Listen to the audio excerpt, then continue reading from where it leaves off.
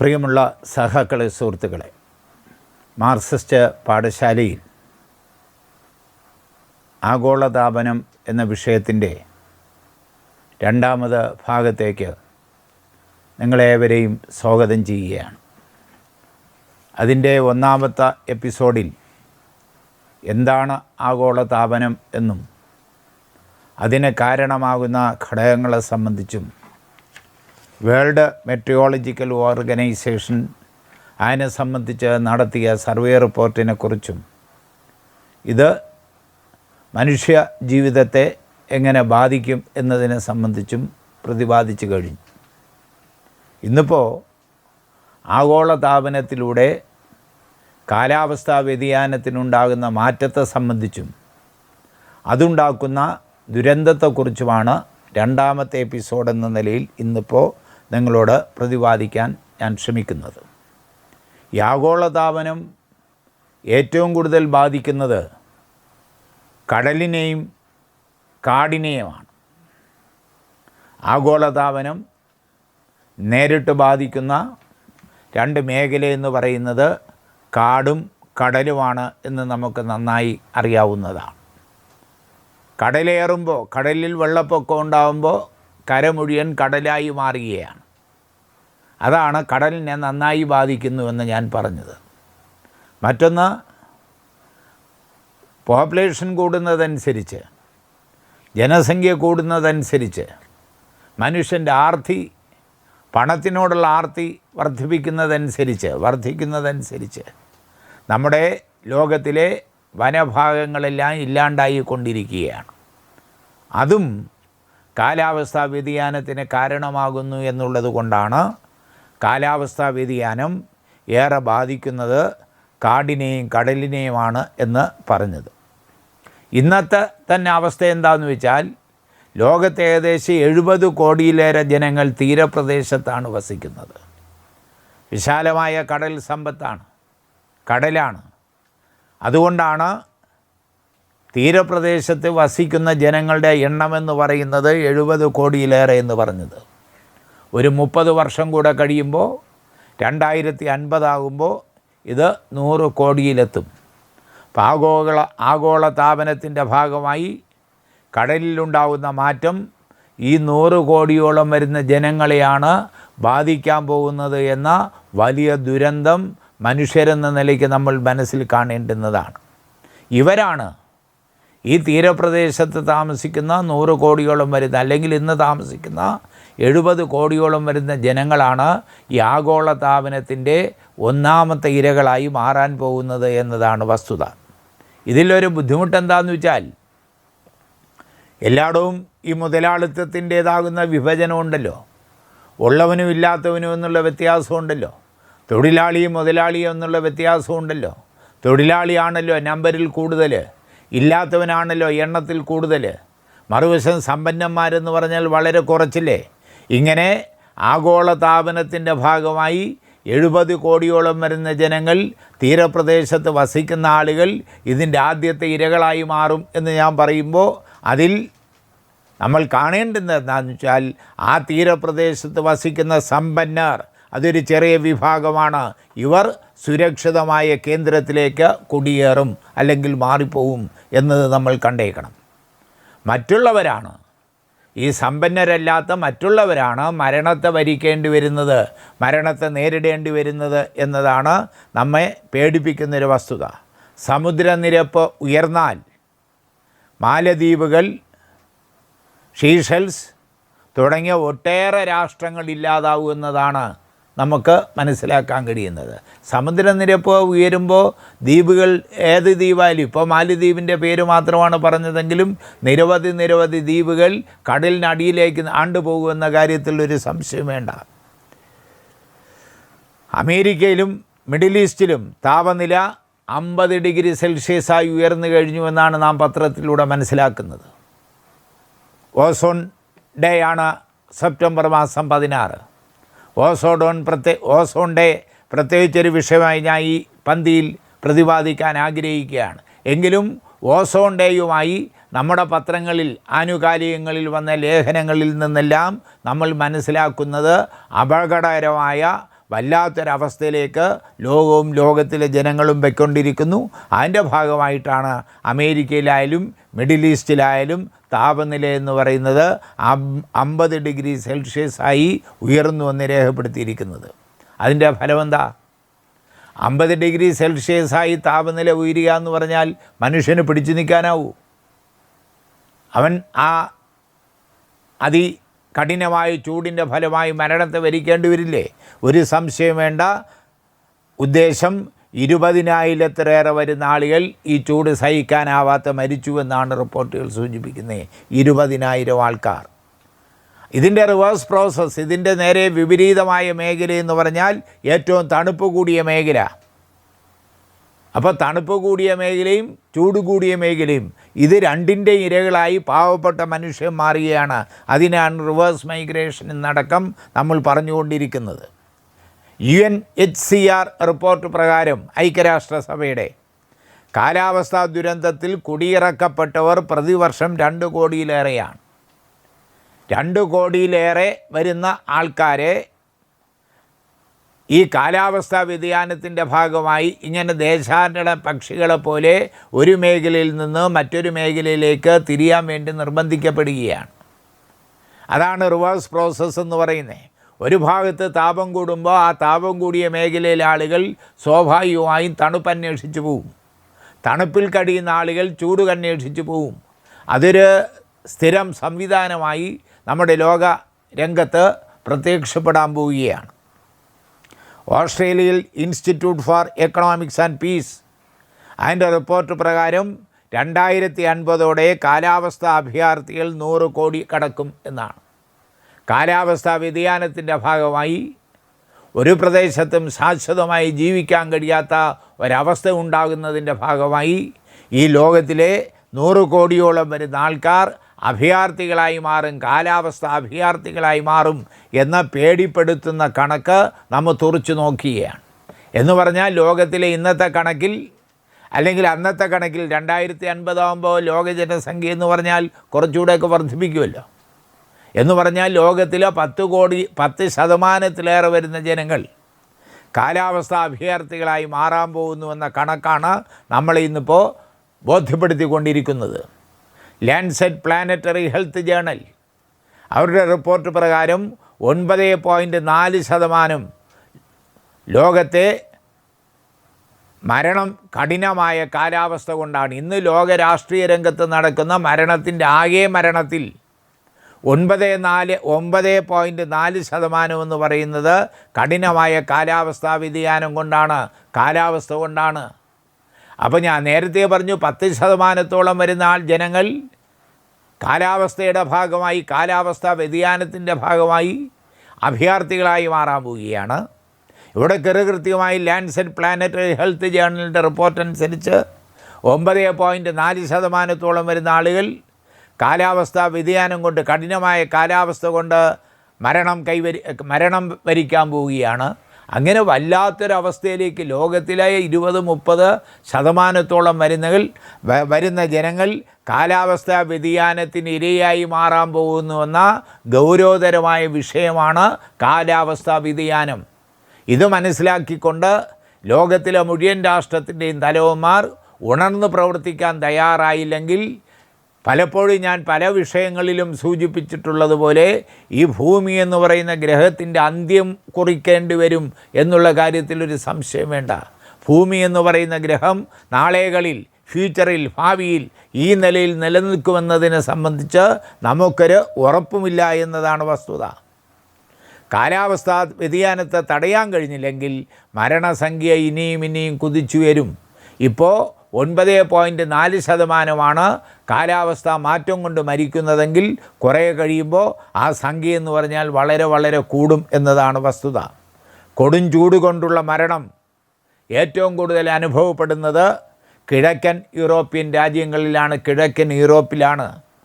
തണുപ്പ് കൊണ്ടുള്ള മരണം ഏറ്റവും കൂടുതൽ അനുഭവപ്പെടുന്നത് സബ് സഹാറൻ ആഫ്രിക്കൻ മേഖലയിലാണ്. സബ് സഹാറൻ ആഫ്രിക്കൻ മേഖലയിലാണ് തണുപ്പ് കൊണ്ടുള്ള ഏറ്റവും കൂടുതൽ മരണം അനുഭവപ്പെടുന്നത്. കാലാവസ്ഥയിലുണ്ടാകുന്ന പെട്ടെന്നുള്ള മാറ്റം അത് മനുഷ്യൻ്റെ ശരീരത്തിലെ കോശങ്ങളിലെല്ലാം ഉണ്ടാക്കുന്ന മാറ്റമെന്ന് പറയുന്നത് അനിർവചനീയമാണ്. അതിൻ്റെ ഭാഗമായിട്ടാണ് മനുഷ്യന് ഈ കാലാവസ്ഥാ മാറ്റത്തെ താങ്ങാൻ കഴിയാത്തൊരു സാഹചര്യം വന്നു ചേരുന്നത് എന്നാണ് ആകെ അതിനെ സംബന്ധിച്ച് പറയാനുള്ളത്. ഇനി global climate and health alliance അവർ ചില കണ്ടുപിടുത്തങ്ങൾ ഇതിനെ സംബന്ധിച്ച്, കാലാവസ്ഥാ വ്യതിയാനത്തെ സംബന്ധിച്ച് പറഞ്ഞിട്ടുണ്ട്. ആരോഗ്യ ഒരുക്കലിൽ പല രാജ്യങ്ങളും പിന്നിലാണ്. ആരോഗ്യ ഒരുക്കൽ എന്ന് പറഞ്ഞാൽ ഓരോ രാജ്യത്തിലെയും ജനങ്ങളുടെ ആരോഗ്യ പരിപാലനം നടത്തുന്ന കാര്യത്തിൽ രാജ്യം ഭരിക്കുന്ന പല ഗവൺമെൻറ്റുകളും അവരുടെ ശ്രദ്ധയെന്ന് പറഞ്ഞാൽ വളരെ പിന്നാക്കാവസ്ഥയിലാണ്. നമ്മൾ ഈ മുതലാളിത്ത രാഷ്ട്രങ്ങളെ പറ്റിയൊക്കെ പറയുമ്പോൾ അവിടെ ഈ പൊതുജനാരോഗ്യം എന്ന് പറയുന്നൊരു സംവിധാനമില്ലല്ലോ. കാശുള്ളവന് ചികിത്സ മാത്രമല്ലേ ഉള്ളൂ. ഇപ്പോൾ ഈ കോവിഡ് പശ്ചാത്തലത്തിൽ അത് നന്നായി നമുക്ക് ബോധ്യപ്പെട്ടതല്ലേ. അമേരിക്കയിലും മറ്റും കഴിയുന്ന നമ്മുടെ സുഹൃത്തുക്കൾ, നമ്മുടെ ബന്ധുക്കൾ കോവിഡ് എന്ന് പറയുന്ന മഹാമാരി വന്നപ്പോൾ ഓരോ ആശുപത്രികളിൽ പോയപ്പോൾ അവർ ചോദിക്കുന്ന പണമുണ്ടോ എന്നല്ല, നിങ്ങളുടെ പോളിസി എത്ര ലക്ഷത്തിൻ്റേതെന്നാണ്. എത്ര ലക്ഷം രൂപയുടെ ഇൻഷുറൻസ് ഉണ്ട്? ഇൻഷുറൻസ് ഉണ്ടെങ്കിൽ ചികിത്സയുണ്ട്, ഇൻഷുറൻസ് ഇല്ലെങ്കിൽ ചികിത്സയില്ല. ആ തരത്തിലേക്ക് മാറുകയാണ്. എന്ന് പറഞ്ഞാൽ ഓരോ രാഷ്ട്രവും പൊതുജനാരോഗ്യ രംഗത്ത് ജനങ്ങളുടെ ആരോഗ്യം സംരക്ഷിക്കാൻ വേണ്ടുന്ന ശ്രദ്ധ എന്ന് പറയുന്നത് വളരെ വളരെ മോശപ്പെട്ട തരത്തിലാണ്. അതിനെ സംബന്ധിക്കുന്ന റിപ്പോർട്ടാണ് global climate and health alliance കണ്ടുപിടിച്ചത്. അവർ പറയുന്നത് എന്താണെന്ന് വെച്ചാൽ ആരോഗ്യം ഒരുക്കുന്ന കാര്യത്തിൽ പല രാജ്യങ്ങളും പിന്നിലാണ്. പൊതുജനങ്ങളുടെ ആരോഗ്യം സംരക്ഷിക്കുന്ന കാര്യത്തിൽ പല ഗവൺമെൻറ്റുകളും ശ്രദ്ധിക്കുന്നില്ല. അതിൻ്റെ ലക്ഷണം എന്താ? അവർ കണ്ടെത്തിയ റിപ്പോർട്ട് എന്താണെന്ന് വെച്ചാൽ 66 രാജ്യങ്ങളുടെ പട്ടികയിൽ ഓസ്ട്രേലിയയാണ് ഏറ്റവും പിന്നിൽ നിൽക്കുന്ന രാജ്യം. ഓസ്ട്രേലിയയാണ്. അവർ 66 രാജ്യങ്ങളിലാണ് സർവേ നടത്തിയത്. ഓരോ രാജ്യത്തിലെയും ഗവൺമെൻറ് എത്രമാത്രം ആരോഗ്യ പരിപാലനം, പൊതുജനാരോഗ്യ പരിപാലനം ശ്രദ്ധിക്കുന്നതിനെ സംബന്ധിക്കുന്ന ഒരു റിപ്പോർട്ടാണ് തയ്യാറാക്കിയത്. അതിൽ അവർ കണ്ടെത്തിയത് എന്താണെന്ന് വെച്ചാൽ ഏറ്റവും പിന്നാക്കം നിൽക്കുന്ന രാജ്യമെന്ന് പറയുന്നത് ഓസ്ട്രേലിയയാണ്. അതുപോലെ ന്യൂസിലൻഡിനെ പറ്റി നമ്മൾ ഒരുപാട് പറയാറില്ലേ. പണമുള്ളവനവിടെ സ്വർഗം, പണമില്ലാത്തവൻ തെണ്ടി തിരിയുമെന്നുള്ള കാര്യത്തിൽ ഒരു സംശയം വേണ്ട. ബ്രസീൽ, നോർവേ, ഇവിടെയെല്ലാം ആരോഗ്യ പരിപാലനമെന്ന് പറഞ്ഞാൽ വട്ടപൂജ്യമാണ്. ഒരു ശ്രദ്ധയും അവിടുത്തെ ഗവൺമെൻറ് നടത്തുന്നില്ല. ബ്രസീലിൽ ഇതാ തെരഞ്ഞെടുപ്പ് വരാൻ പോവുകയാണ്. വലതുപക്ഷ പാർട്ടിയാണ് ഭരിക്കുന്നത്. ലുലാ ഡി സിൽവ എന്ന് പറയുന്ന ഇടതുപക്ഷ പ്രസ്ഥാനത്തിൻ്റെ നേതാവ് ജയിലിൽ നിന്ന് കുറ്റവിമോചിതനായി രംഗത്ത് വന്നിട്ടുണ്ട്. ഭരണമാറ്റം ഉണ്ടാകുമെന്ന കാര്യത്തിൽ ഒരു സംശയം വേണ്ട. ഇതൊക്കെയാണ് ആ ഭരണത്തിനെതിരായി ജനങ്ങളുടെ രോക്ഷം വളർന്നു വരുന്നത് എന്ന് പ്രത്യേകിച്ച് പറയേണ്ട കാര്യമില്ലല്ലോ. അപ്പോൾ ന്യൂസിലൻഡ് ആയാലും ബ്രസീലായാലും നോർവേ ആയാലും ഇവിടെയെല്ലാം ആരോഗ്യ പരിപാലനമെന്ന് പറഞ്ഞാൽ വട്ടപൂജ്യമാണ്. യൂറോപ്യൻ യൂണിയനും 15 എന്ന ബേസിക് മാർക്ക് എടുത്തുകൊണ്ടാണ് ഈ ആരോഗ്യ പരിപാലനത്തിന് മാർക്കിട്ടിരിക്കുന്നത്. ഈ global climate and health alliance European യൂണിയന് അവരിട്ടിരിക്കുന്ന മാർക്ക് 15ൽ 1 മാർക്കാണ്. അത്രയ്ക്ക് പിന്നാക്കാവസ്ഥയിലാണ് യൂറോപ്യൻ യൂണിയൻ നിൽക്കുന്നത്. UK അവർക്ക് കിട്ടിയ മാർക്കെന്ന് പറഞ്ഞാൽ 17ൽ 7ആണ്. US അവർക്ക് കിട്ടിയ മാർക്ക് 15ൽ 6ആണ്. കോസ്റ്റാറിക്ക അതാണ് ഏറ്റവും കൂടുതൽ മുന്നേ നിൽക്കുന്നത്, 15ൽ 13 മാർക്ക്. അപ്പോൾ ഇതിൻ്റെ സ്കെയിൽ എന്താ? ഈ മാർക്കിടുന്നതിൻ്റെ ഒരു തോത് എന്ന് പറയുന്നത്, ബേസ് എന്ന് പറയുന്നത്, മാനദണ്ഡം എന്ന് പറയുന്നത് ആരോഗ്യ സംവിധാനം, അതുപോലെ കാർബൺ ബഹിഷ്കരണം കുറയ്ക്കാൻ വേണ്ടി സ്വീകരിച്ചിട്ടുള്ള നടപടികൾ, ഇതാണ് അതിൻ്റെ മാനദണ്ഡമായി global climate and health alliance ഇതിനു വേണ്ടി കണ്ടിട്ടുള്ളത്. അപ്പോൾ ആഗോളതാപനത്തിൻ്റെ കാരണങ്ങളെ സംബന്ധിച്ച് പറഞ്ഞു, അത് മനുഷ്യനെ എങ്ങനെ ബാധിക്കുന്നു എന്ന് പറഞ്ഞു, ഈ ആഗോളതാപനം ക്ലൈമറ്റ് ചേഞ്ചിൽ വരുത്തുന്ന മാറ്റത്തെ സംബന്ധിച്ച് പറഞ്ഞു, ആ മാറ്റം ലോക രാഷ്ട്രീയ രംഗത്ത് വരുത്തുന്ന കെടുതിയെ സംബന്ധിച്ച് പറഞ്ഞു. ഇനി നമുക്ക് ശ്രദ്ധിക്കേണ്ടുന്നത്, ചർച്ച ചെയ്യേണ്ടുന്നൊരു വിഷയം എന്ന് പറയുന്നത് ഇതിന് പരിഹാരമെന്ത്, അതാണ് നമ്മൾ നോക്കേണ്ടത്. ഈ പരിഹാരമെന്ന് പറഞ്ഞാൽ ലോകത്തിലെ മുഴുവൻ ജനങ്ങളുടെയും കൂട്ടായ ഒരു യജ്ഞമാണ് നമുക്ക് ആവശ്യം. അതിനുവേണ്ടിയാണ് 2016 പാരീസ് ഉടമ്പടി ഒപ്പുവെച്ചത്. ആ പാരീസ് ഉടമ്പടിയിൽ ലോകത്തിലെ മിക്കവാറും എല്ലാ രാഷ്ട്രങ്ങളും പങ്കെടുത്തതാണ്. ആ പാരീസ് ഉടമ്പടിയിൽ നിന്നാണ് ട്രംപ് അതിനെ ലംഘിച്ചുകൊണ്ട് പുറത്തു പോയതും ഇപ്പോൾ 2021 ഫെബ്രുവരിയിൽ അധികാരത്തിൽ വന്ന ബൈഡൻ അതിൽ തിരിച്ചു വരാൻ വേണ്ടിയുള്ള സംവിധാനം ഒരുക്കിയത്. അപ്പോൾ ലോകത്തിലെ എല്ലാ ഭരണാധികാരികൾക്കും അത് സോഷ്യലിസ്റ്റാണോ കമ്മ്യൂണിസ്റ്റാണോ ക്യാപിറ്റലിസ്റ്റാണോ എന്നൊന്നും നോക്കണ്ട, എല്ലാ ഭരണാധികാരികളും ഒരുമിച്ച് നിന്ന് മനുഷ്യനെ ഈ കാലാവസ്ഥാ വ്യതിയാനത്തിൻ്റെ ആഗോള താപനത്തിൻ്റെ കെടുതികൾ നന്നായി മനസ്സിലാക്കി മനുഷ്യനെ ഈ പന്ഥാവിലേക്ക് തിരിച്ചു വിട്ടില്ലെങ്കിൽ ലോകം നേരിടാൻ പോകുന്ന ഭീഷണി എന്ന് പറഞ്ഞാൽ വളരെ വളരെ വലുതായിരിക്കും. അതുകൊണ്ടാണ് ഞാൻ പറയുന്നത്, ഇതിന് പരിഹാരമെന്ന് പറയുന്നത് മനുഷ്യവർഗത്തിൻ്റെ കൂട്ടായ യജ്ഞമാണ്. അതിനെന്തൊക്കെ ചെയ്യണം? ഞാൻ വളരെ സവിസ്തരമായി അത് പ്രതിപാദിക്കുന്നില്ല. ഫോസിൽ ഇന്ധനങ്ങളുടെ ഉപയോഗം കുറയ്ക്കണം. വസ്തുക്കൾ കത്തുമ്പോഴും വാഹനങ്ങൾ തുപ്പുന്നതും മനുഷ്യൻ നിശ്വസിക്കുന്നതുമെല്ലാം കാർബൺ ഡൈ ഓക്സൈഡാണെന്ന് ഞാൻ എൻ്റെ ഒന്നാമത്തെ ഭാഗത്തിൽ പറഞ്ഞു. ഫോസിൽ ഇന്ധനങ്ങളുടെ ഉപയോഗം അതെല്ലാം കത്തിക്കുമ്പോൾ അമിതമായ കാർബൺ ഡൈ ഓക്സൈഡ് ഉണ്ടാവുകയാണ്. അതിനെ പരമാവധി കുറയ്ക്കാൻ വേണ്ടി കുറച്ചിട്ട് ഊർജാടിസ്ഥാനത്തിലുള്ള സംവിധാനങ്ങൾ നമുക്കൊരുക്കേണ്ടതായി വരും. ഫോസിൽ ഇന്ധനങ്ങളുടെ ഉപയോഗം കുറയ്ക്കണം. അതുപോലെ അന്തരീക്ഷ മലിനീകരണം കുറയ്ക്കണം. അന്തരീക്ഷ മലിനീകരണം കുറയ്ക്കാൻ, ഫോസിൽ ഇന്ധനങ്ങളുടെ ഉപയോഗം കുറയ്ക്കാൻ ഊർജ സ്രോതസ്സുകൾ നമ്മൾ ഉപയോഗിക്കണം. സോളാർ എനർജി വളരെ ഉദാത്തമായി നമുക്ക് ഉപയോഗിക്കാൻ കഴിയുന്ന എനർജിയാണ്. ആ സോളാർ എനർജിയൊക്കെ നമുക്ക് നന്നായി ഉപയോഗപ്പെടുത്തിക്കൊണ്ട് ഇതിനെ നിയന്ത്രിക്കാൻ വേണ്ടിയുള്ള പരിശ്രമം നടത്തേണ്ടതാണ്. ഇന്ധനം ലാഭിക്കാൻ അടിസ്ഥാന സൗകര്യങ്ങൾ മെച്ചപ്പെടുത്തണം. ഇന്ധനം ലാഭിക്കാൻ വേണ്ടിയുള്ള സംവിധാനം ഒരുക്കണം. ഇപ്പോൾ ഇലക്ട്രിക് വാഹനങ്ങൾ വരികയില്ലേ, അത് പ്രോത്സാഹിപ്പിക്കണം. അതിനു വേണ്ടിയിട്ട് നടപടി സ്വീകരിക്കണം. അതിനുവേണ്ടി ലോകത്തിലെല്ലാ ഭരണാധികാരികളും തയ്യാറാകേണ്ടതാണ്. ഇന്ധനമില്ലാത്ത വാഹനം ബൈസൈക്കിളാകാം, ഇലക്ട്രിക് വെഹിക്കിളാകാം എന്നിവ വ്യാപകമാക്കണം. ചൈനയിലൊരു കാലത്ത് ബൈസൈക്കിളായിരുന്നു അവിടുത്തെ വാഹനം. ഇലക്ട്രിക് വാഹനം നമ്മുടെ കേരളത്തിൽ LDF ഗവൺമെൻറ് ഇപ്പോൾ പ്രൊമോട്ട് ചെയ്യുകയാണ്. അപ്പോൾ അത് പ്രൊമോട്ട് ചെയ്യണം. ഇന്ധനമില്ലാത്ത വാഹനങ്ങൾ ഉപയോഗിക്കാൻ സൈക്കിളിലേക്ക് നമ്മൾ തിരിച്ചു പോകണം.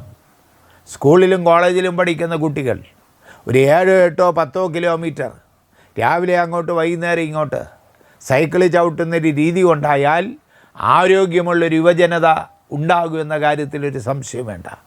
ഈ സൈക്കിൾ നിരന്തരം ചവിട്ടുന്നൊരു രീതി വളർത്തിയെടുത്താൽ സ്കൂളുകളിലും കോളേജിലും പഠിക്കുന്ന കുട്ടികൾക്ക് പിന്നെ പ്രത്യേകിച്ച് ആരോഗ്യ പരിപാലനത്തിന് വേണ്ടിയുള്ള എക്സസൈസ് വ്യായാമം കണ്ടെത്തേണ്ടി വരില്ല. അത് നമുക്ക് നന്നായി പ്രോത്സാഹിപ്പിക്കാൻ കഴിയുന്നതാണ്. അതുപോലെ അതിൻ്റെ ഭാഗമാണ് പൊതുഗതാഗതം ശക്തമാക്കണം. നമ്മുടെ കേരളത്തിൻ്റെ അവസ്ഥ എന്താ? എല്ലാ വീട്ടിലും 2, 3 കാറില്ലേ? ഭാര്യയ്ക്ക് ജോലി, ഭർത്താവിന് ജോലി, 2 പേർക്ക് ഒരേ വണ്ടി, വീട്ടിലെ മറ്റംഗങ്ങൾക്ക് സഞ്ചരിക്കാൻ വേറൊരു വണ്ടി. സെക്രട്ടേറിയറ്റിൽ എത്ര ആളുണ്ടെന്ന് എനിക്ക് കൃത്യമായി അറിയില്ല. 4000 ആളെന്ന് വയ്ക്കുക. ഈ 4000-ൽ 3000 ആളും വണ്ടിയിൽ ഒറ്റയ്ക്ക് യാത്ര ചെയ്ത് ആ സെക്രട്ടേറിയറ്റിൽ വന്നാൽ നമ്മുടെ കേരളത്തിൻ്റെ അവസ്ഥ എന്താവും? തിരുവനന്തപുരം സിറ്റിയുടെ അവസ്ഥ എന്താവും? ഇപ്പോൾ അങ്ങനെയല്ലേ വരുന്നത്. ആ അവസ്ഥയ്ക്ക് പരിഹാരം കാണാൻ വേണ്ടിയാണ് VSൻ്റെ ഗവൺമെൻറ് കേരളത്തിൽ ഉണ്ടായിരിക്കുമ്പോൾ എക്സിക്യൂട്ടീവ് ബസ്സസ് നമ്മൾ ഇറക്കി.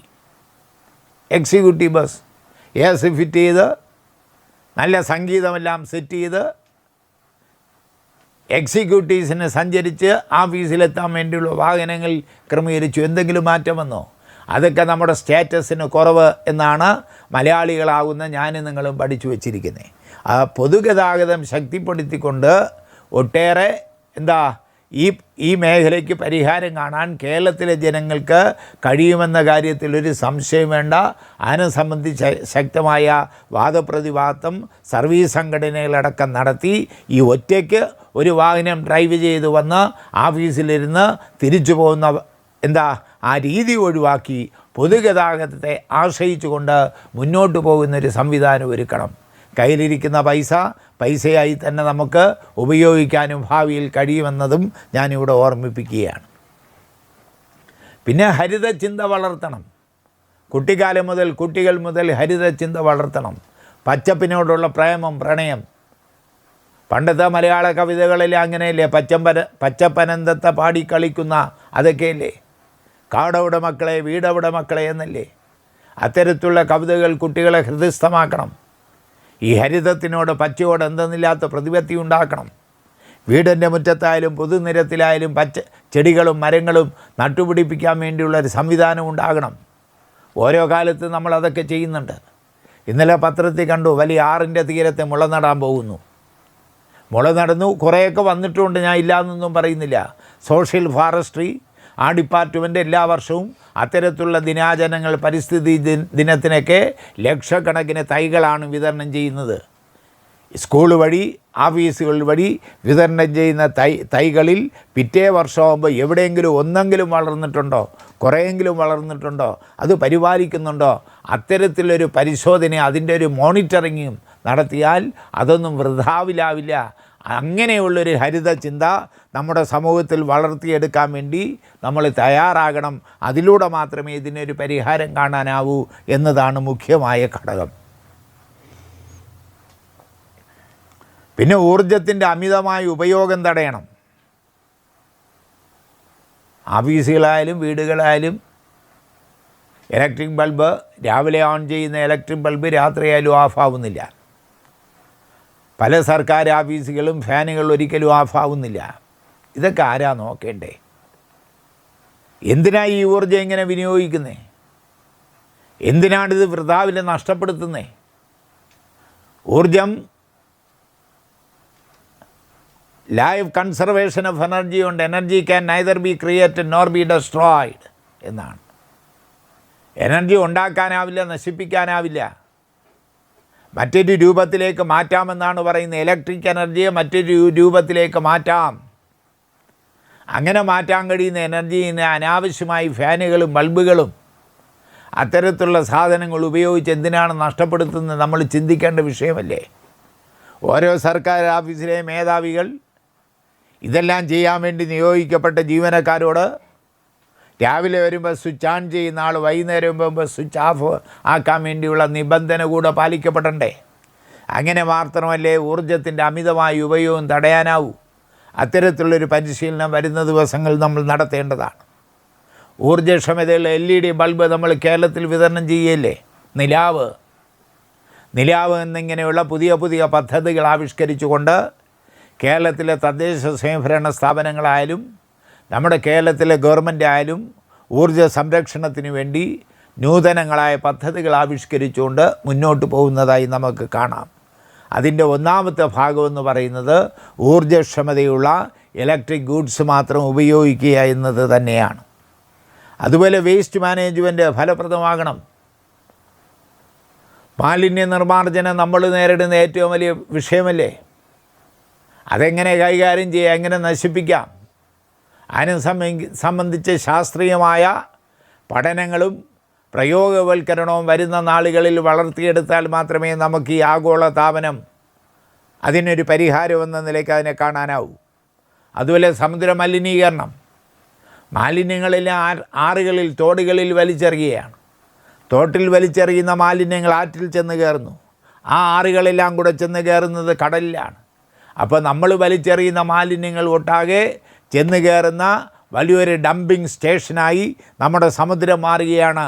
അത് തടഞ്ഞില്ലെങ്കിൽ സമുദ്രം തന്നെ ഇല്ലാതായി പോകുന്ന കാര്യത്തിലൊരു സംശയം വേണ്ട. പിന്നെ സുസ്ഥിരമായൊരു വികസന നയം. ഇവിടെ ഗവൺമെൻറ്റുകൾ മാറുമ്പോൾ വികസന നയം മാറുകയല്ലേ? അത് നമ്മുടെ രാഷ്ട്രത്തിൻ്റെ ഭാവിക്ക് അപകടമല്ലേ? അത് തടയാൻ വേണ്ടി എന്നെന്നും നിലനിൽക്കാൻ കഴിയുന്ന, ആര് വന്നാലും തുടർന്ന് കൊണ്ടുപോകാൻ കഴിയുന്ന ഒരു നയം വികസനത്തിൻ്റെ കാര്യത്തിൽ നമുക്ക് ആവിഷ്കരിക്കാനും നടപ്പിലാക്കാനും കഴിയണം. ഇത്തരം കാര്യങ്ങളാണ് വളരെ ചുരുക്കി ഇതിൻ്റെ പരിഹാരമെന്ന നിലയ്ക്ക് നിങ്ങളുടെ മുന്നിൽ അവതരിപ്പിക്കാനുള്ളത്. ഇപ്പോൾ പരിസ്ഥിതി പ്രവർത്തക അവരുടെ ഒരു കമൻറ്റ് നല്ല രസമുള്ളതാണ്. രസമെന്ന് പറഞ്ഞാൽ വളരെ ഗൗരവതരമാണ്. അതുകൊണ്ട് ഞാൻ പറയുക, ഗ്രേറ്റ ത്രിൻബേ അവർ പറഞ്ഞെന്താണെന്ന് വെച്ചാൽ നമ്മുടെ വീടിന് തീ പിടിക്കുന്നുവെന്നാണ്. ഈ ആഗോള താപനത്തിൻ്റെ ഏറ്റവും വലിയ ദൂഷ്യം, അനന്തരഫലമെന്ന് പറയുന്നത് നമ്മുടെ വീടിന് തീ പിടിക്കുന്നു. അത് തടയാൻ വേണ്ടിയുള്ള ശ്രദ്ധേയമായ നിലപാടുകളും പരിപാടികളും വരുന്ന ദിവസങ്ങളിൽ രാഷ്ട്രമെന്ന നിലയ്ക്ക്, സംസ്ഥാനങ്ങളെന്ന നിലയ്ക്ക്, ജനങ്ങളെന്ന നിലയ്ക്ക് നമ്മൾ കൈക്കൊണ്ടില്ലെങ്കിൽ ഈ പറഞ്ഞത് അന്വർത്ഥമാകുമെന്നുള്ള കാര്യത്തിലൊരു സംശയം വേണ്ട. വീടിന് തീ പിടിക്കുക തന്നെ ചെയ്യും. ഇത് പക്ഷേ നിർഭാഗ്യമെന്ന് പറയട്ടെ, ഇതിൻ്റെ ഗൗരവമൊന്നും ഒരു രാജ്യത്തിലെ ആരും കാര്യമായി എടുക്കുന്നില്ല എന്നാണ് നമുക്ക് മനസ്സിലാക്കാൻ കഴിയുന്നത്. കാർബൺ ഡൈ ഓക്സൈഡ് വിന്യസിക്കുന്നത്, വിസർജിക്കുന്നത് തടയാൻ വേണ്ടിയാണ് പാരീസ് ഉടമ്പടി പോലുള്ള ഉടമ്പടികൾ കൊണ്ടുവന്നത്. പക്ഷെ അതൊന്നും വളരെ കാര്യമായി വന്നിട്ടില്ല എന്നാണ് ചരിത്രം നമ്മെ പഠിപ്പിച്ചുകൊണ്ടിരിക്കുന്നത്. കാർബൺ ഡൈ ഓക്സൈഡ് നന്നായി പുറത്തേക്ക് തള്ളുന്ന രാഷ്ട്രങ്ങളുടെ പട്ടികയിൽ ചൈനയുണ്ട്, അമേരിക്കയുണ്ട്, യൂറോപ്യൻ യൂണിയനുണ്ട്. ഹരിതഗ്രഹവാതകങ്ങൾ അതിൻ്റെ ബഹിർഗമനം കുറച്ചാലും താപത്തിൻ്റെ പ്രത്യാഘാതം ഇല്ലാതാവാൻ പതിറ്റാണ്ടുകൾ എടുക്കും എന്നതാണ്. ഹരിതഗ്രഹവാതകങ്ങൾ കാർബൺ ഡൈ ഓക്സൈഡിൻ്റെയും മീഥൈൻ്റെയും നൈട്രസ് ഓക്സൈഡിൻ്റെയൊക്കെ ബഹിർഗമനം ഇച്ചുപോരൊക്കെ കുറഞ്ഞതായി റിപ്പോർട്ടുകൾ നമ്മെ പഠിപ്പിക്കുന്നുണ്ട്. കുറേയൊക്കെ കുറഞ്ഞിട്ടുണ്ട്. പക്ഷേ അതിൻ്റെ ഭാഗമായിട്ടുള്ള പ്രത്യാഘാതം, ആഗോളതാപനം കുറയാൻ വീണ്ടും പതിറ്റാണ്ടുകൾ തന്നെ എടുക്കും. 1-2 തലമുറ കഴിഞ്ഞാലും അതിൻ്റെ ഫലം നമുക്ക് അനുഭവിക്കാൻ കഴിയാത്ത ഒരു സാഹചര്യമാണ് ഉള്ളത്. കാർബൺ നീരാവി പോലെ ഇല്ലാതാവില്ല. അതാണ് ഒരു പ്രത്യേകത. നീരാവി ഇപ്പോൾ വെള്ളം തിളച്ചാൽ നീരാവിയാവുകയില്ല, അത് പെട്ടെന്ന് തന്നെ ഇല്ലാതാവും. പക്ഷേ അന്തരീക്ഷത്തിലെ കാർബൺ അങ്ങനെ പെട്ടെന്ന് ഇല്ലാതാവുന്നില്ല. അതാണ് പതിറ്റാണ്ടുകൾ തന്നെ എടുക്കുമെന്ന് നമ്മൾ പറയുന്നത്. ഇപ്പോൾ ലോക്ക്ഡൗൺ വന്നല്ലോ. 2020 മാർച്ച് മാസം മുതൽ ലോക്ക്ഡൗണാണ്. ആ ലോക്ക്ഡൗണിൻ്റെ ഭാഗമായി ഫോസിൽ ഇന്ധനത്തിൻ്റെ ഉപയോഗം 7% കുറഞ്ഞതായി റിപ്പോർട്ടുകൾ സൂചിപ്പിക്കുകയാണ്. പക്ഷേ 7% ഫോസിൽ ഇന്ധനത്തിൻ്റെ ഉപയോഗം കുറഞ്ഞപ്പോഴും താപനില എന്ന് പറയുന്നത് 1.2 ഡിഗ്രി സെൽഷ്യസ് കൂടിയെന്നത് അതിൻ്റെ മറുവശമാണ്. അതാണ് പറഞ്ഞത്, ഈ ഉപയോഗം ഹരിതഗ്രഹവാതകങ്ങളുടെ ബഹിർഗമനം കുറച്ചാലും താപത്തിൻ്റെ പ്രത്യാഘാതം കുറയാൻ പതിറ്റാണ്ടുകൾ എടുക്കുമെന്ന് പറഞ്ഞത് അതിൻ്റെ അടിസ്ഥാനത്തിലാണ്. ജീവിതം മെച്ചപ്പെടുത്താൻ മനുഷ്യൻ നടത്തുന്ന പ്രകൃതിയെ മറക്കാനുള്ള പ്രവർത്തനം ദോഷമാണ്. ജീവിതമാണ് മെച്ചപ്പെടുത്തേണ്ടത്. എല്ലാവർക്കും ജീവിതം മെച്ചപ്പെടുത്തണം. പ്രകൃതിയോട് ഇണങ്ങിയുള്ളൊരു ജീവിതം നമുക്കില്ലല്ലോ. പണ്ടൊക്കെ നമ്മുടെ വീട്ടിലെ വീടെന്ന് പറഞ്ഞാൽ മണ്ണ് പതച്ചു വെച്ച് ചാണകം മെഴുകിയ വീടുകളായിരുന്നു. ഇന്നത്തെ കാലത്ത് അത് നമുക്ക് ചിന്തിക്കാനാവൂ. ഇച്ചിരി സൗകര്യമുള്ള വീടുകൾ എന്ന് പറഞ്ഞാൽ തടികളറുത്ത് നിരയിട്ട വീടുകളായിരുന്നു. ചുവരെന്ന് പറയുന്നത് തടികൾ കൊണ്ടായിരുന്നു. എന്ത് കുളിർമയായ വീടുകളായിരുന്നു. പക്ഷേ ഇന്ന് അതൊക്കെ പോയി. ഇന്ന് കോൺക്രീറ്റ് വനങ്ങളെപ്പോലെ വീടുകൾ കെട്ടിപ്പൊക്കുകയാണ്. അതാണ് നമ്മുടെ ഏറ്റവും വലിയ അന്തസ്സിൻ്റെ ലക്ഷണമായി വരുന്നത്. വീട് എത്ര വലുതായിരിക്കുന്നു, വീടിൻ്റെ മുറ്റം എങ്ങനെ കിടക്കുന്നു, വീടിൻ്റെ മതിലെങ്ങനെ ഇരിക്കുന്നു. അപ്പോൾ ജീവിതം മെച്ചപ്പെടുത്തുക എന്ന് പറഞ്ഞാൽ മനുഷ്യൻ കരുതുന്നത് എന്താണെന്ന് വെച്ചാൽ നല്ല വീടുകൾ നിർമ്മിക്കുക, അതിലൂടെ പ്രകൃതിയെ മറക്കുക. പ്രകൃതിയെ മറന്നുകൊണ്ട് വലിയ വലിയ സൗധങ്ങൾ നിർമ്മിക്കുക എന്ന് പറയുന്ന ഒരു സമീപനമാണ് നമ്മുടെ സാധാരണ ജനങ്ങൾ, ശരാശരി ജനങ്ങളടക്കം ഇന്ന് കേരളത്തിലായാലും ഇന്ത്യയിലായാലും ജീവിച്ചു കൊണ്ടിരിക്കുന്നത്. ഇന്നിപ്പോൾ അമേരിക്കൻ പ്രസിഡൻറ്റ് ശ്രീമാൻ ബൈഡൻ പറഞ്ഞു, ഇതാണ് പ്രവർത്തിക്കേണ്ട സമയം. കാലാവസ്ഥ മാറുന്നു. നമ്മളിതിനകം വലിയ വില കൊടുത്തു കഴിഞ്ഞു. ലോകം ഒത്തൊരുമിച്ച് മുന്നേറുകയും 2030 കാർബൺ ബഹിർഗമനം 45% കുറയ്ക്കുകയും വേണം. ബൈഡൻ്റെ സുപ്രസിദ്ധമായ ഒരു പ്രസ്താവനയാണ്. 2021 ഫെബ്രുവരി മാസത്തിലാണ് ബൈഡൻ ചാർജ് എടുത്തത്. അദ്ദേഹം നടത്തിയ പ്രസ്താവനയാണ്, ഇതാണ് പ്രവർത്തിക്കേണ്ട സമയമെന്നാണ്. കാലാവസ്ഥ മാറുന്നു. നമ്മൾ ഇതിനകം വലിയ വില കൊടുത്തു കഴിഞ്ഞു. ലോകം ഒത്തൊരുമിച്ച് മുന്നേറുകയും 2030 കാർബൺ ബഹിർഗമനം 45% കുറയ്ക്കുകയും വേണം. അല്ലെങ്കിൽ നമ്മൾ ഉദ്ദേശിക്കുന്ന നിലയിലേക്ക് ഈ ഭൂമിയുടെ ഭാവി ഉണ്ടാവില്ല എന്ന കാര്യം ഞാനും നിങ്ങളും തിരിച്ചറിയേണ്ടുന്ന സമയം അതിക്രമിച്ചിരിക്കുകയാണ്. ഇപ്പോൾ പത്രങ്ങളിലൂടെ വന്നുകൊണ്ടിരിക്കുന്ന വാർത്ത, ഇന്നലെ മെനഞ്ഞാന്ന് 4-ാമതുമായി ഒരാഴ്ച കൊണ്ട് പത്രത്തിൽ വരുന്ന വാർത്ത ഗ്രീൻലൻഡിലെ ഹിമപാളിയിൽ അതിൻ്റെ നെറുകയിൽ ചരിത്രത്തിലാദ്യമായി മഴ പെയ്തു എന്നാണ്. അന്റാർട്ടിക്കയിൽ ധ്രുവപ്രദേശങ്ങളിൽ മഞ്ഞ് അടിഞ്ഞുകൂടിയിരിക്കുന്നു. എത്രയോ കാലമായി ഞാൻ പറഞ്ഞുകൊണ്ടിരിക്കുകയാണ്, നമ്മളെല്ലാവരും സയൻസ് പറയുന്ന ആളുകൾ അത് പഠിപ്പിച്ചുകൊണ്ടിരിക്കുകയാണ്. ധ്രുവപ്രദേശങ്ങളിൽ മഞ്ഞ് അടിഞ്ഞുകൂടിയിരിക്കുകയാണ്. അതിൻ്റെ നെറുകയിലാണ് ചരിത്രത്തിലാദ്യമായി ഇതാ മഴ പെയ്തിരിക്കുന്നു. 10,551 അടിയായി ഉയരമുള്ള മഞ്ഞുപാളിയിൽ ആഗസ്റ്റ് 14 മഴ പെയ്തു എന്നാണ് ഇന്നിപ്പോൾ സയൻസ് റിപ്പോർട്ട് ചെയ്തുകൊണ്ടിരിക്കുന്നത്. ഇക്കഴിഞ്ഞ 2021 ആഗസ്റ്റ് 14 ധ്രുവപ്രദേശങ്ങളിൽ അടിഞ്ഞുകൂടിയിരിക്കുന്ന മഞ്ഞിൻ്റെ നെറുകയിൽ മഴ പെയ്തിരിക്കുന്നു. മണിക്കൂറുകൾ മഴ നീണ്ടു നിന്നു. Snow and ice data centre report, അവരാണ് ഈ റിപ്പോർട്ട് പറഞ്ഞിരിക്കുന്നത്. എന്തെല്ലാം മാറ്റം നടക്കാൻ പോവുകയാണ്. ഒരിക്കലും മഴ പെയ്യില്ല എന്ന് കരുതിയിരുന്ന ധ്രുവപ്രദേശങ്ങളുടെ ഹിമപാളിയുടെ മണ്ടയിലാണ് മഴ പെയ്തത്. ആദ്യത്തെ സംഭവം ഇത് മഞ്ഞുരുകുന്നതിൻ്റെ തോത് വർദ്ധിപ്പിക്കും. മഞ്ഞുരുകൽ വളരെ ദ്രുതഗതിയിൽ നടക്കും. വടക്കൻ ഭാഗത്തുള്ള ഉയരമുള്ള മഞ്ഞുപാളിയിൽ മഴ പെയ്തതായി ഇന്നുവരെ ചരിത്രമില്ല. ചരിത്രത്തിലെ ആദ്യത്തെ മഴ മനുഷ്യൻ ജീവൻ ആരംഭിച്ചതിന് ശേഷം, മനുഷ്യൻ്റെ ജീവിതം തുടങ്ങിയതിന് ശേഷം ചരിത്രത്തിലാദ്യമായി ഇതാ മഴ പെയ്തിരിക്കുന്നു എന്നത് ഏറ്റവും വലിയ വാർത്തയായി snow and ice data centre report ചെയ്തിരിക്കുകയാണ്. 2030 മുംബൈ അടക്കമുള്ള ലോകത്തെ പ്രധാനപ്പെട്ട കടലോര നഗരങ്ങൾ മഹാപ്രളയത്തിനിടവരും. അതിൽ കൊച്ചിയും പെടുമെന്നാണ് ഒരു റിപ്പോർട്ട് പറയുന്നത്. അധിക താമസമൊന്നുമില്ല. 2030 9 വർഷം